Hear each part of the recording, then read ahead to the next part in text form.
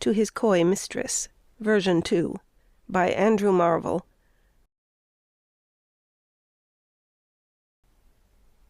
Had we but world enough and time, this coyness, lady, were no crime.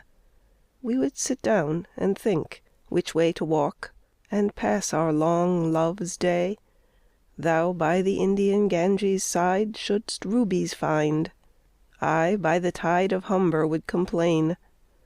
I would love you 10 years before the flood, and you should, if you please, refuse till the conversion of the Jews. My vegetable love should grow vaster than empires and more slow. 100 years should go to praise thine eyes, and on thy forehead gaze. 200 to adore each breast, but 30,000 to the rest. An age at least to every part, and the last age should show your heart. For, lady, you deserve this state, nor would I love at lower rate.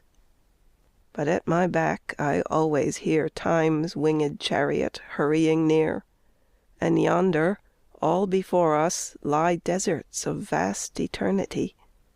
Thy beauty shall no more be found, nor in thy marble vault shall sound my echoing song. Then worms shall try that long-preserved virginity, and your quaint honor turn to dust, and into ashes all my lust. The grave is a fine and private place, but none, I think, do there embrace. Now, therefore, while the youthful hue sits on thy skin like morning dew, and while thy willing soul transpires at every pore with instant fires, now let us sport us while we may, and now, like amorous birds of prey, rather at once our time devour than languish in his slow-chapped power. Let us roll all our strength and all our sweetness up into one ball, and tear our pleasures with rough strife through the iron gates of life. Thus, though we cannot make our sun stand still, yet we will make him run. End of. These notes on English literature, 16th and 17th century poetry, selected poems of Andrew Marvell. To His Coy Mistress, brief questions with answers. Brief questions 1 to 16. Question 1. When and where was Andrew Marvell born? Answer. The son of a priest, the poet Andrew Marvell was born on March 31, 1621, in the rectory of Wested near Hull in Yorkshire, England. Question 2. Where was Marvell educated? Answer. He was educated at the Hull Grammar School, and in 1633 he matriculated as a Sager of Trinity College, Cambridge. He took his BA degree in 1638 from the same college. Question 3. How was he associated with Milton? Answer. In September 1657, Marvell was appointed assistant to John Milton, Latin secretary for the Commonwealth of England. Question 4. When was Marvell elected MP? Answer. Andrew Marvell was elected MP for his hometown of Hull in 1658, and he continued to represent it until his death in 1678. Question 5. How did Marvell render help to Milton? Answer. When in 1660 monarchy was restored in England, Milton became a victim of royal persecution. But Marvell, a comparatively new state servant, went unharmed. He was able to save Milton from trial in a court of law. To His Coy Mistress, question 6. What is carpe diem theory? In which poem do you find it? Carpe diem theory, as illustrated in Andrew Marvell's poem To His Coy Mistress, means that one should enjoy the present moment without caring for any criticism whatsoever. Question 7. What does the title indicate about the mistress of the poet? Answer. The title To His Coy Mistress indicates that the poet's mistress is a shy lady who hesitates to respond quickly to his lover's advances. Question 8. In what sense is the lady committing a crime? Answer: the lady is hesitating to respond to her lover's advances quickly due to her shyness, and thus, according to the poet, she is committing a crime by wasting time and approaching gradually towards senility and death. Question 9. Why does Marvel call his beloved a quiet mistress? Answer: Andrew Marvel calls his beloved a quiet mistress because she is shyly hesitating to respond quickly to his proposal of love. Question 10. How would the poet and his beloved pass their time if they were gifted endless life?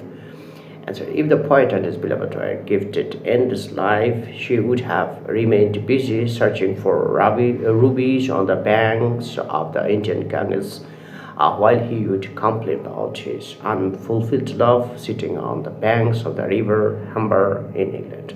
Or he would have started loving her 10 years before the Great Flood, while she would be free to refuse his love till a little before the Doomsday. Question 11. Where is Humber situated? Answer: Humber is a river in Humberside, northeast England, consisting of the estuary of the rivers Trent and Quasi, and extending from their confluence for about 60 kilometers to the North Sea. Question 12. Which flood does the poet refer to in the poem To His Quiet Mistress? Answer: the flood referred to by the poet to his quiet mistress was a great flood as related in the Genesis of the Bible. The scripture says that the world was destroyed by the deluge. Question 13. What does the expression conversion of the Jews mean? Answer: it is a belief that the Jews will be converted to Christianity immediately before the Doomsday. This expression suggests an impossibility, and by this, the poet shows the foolishness in his beloved's attitude to love.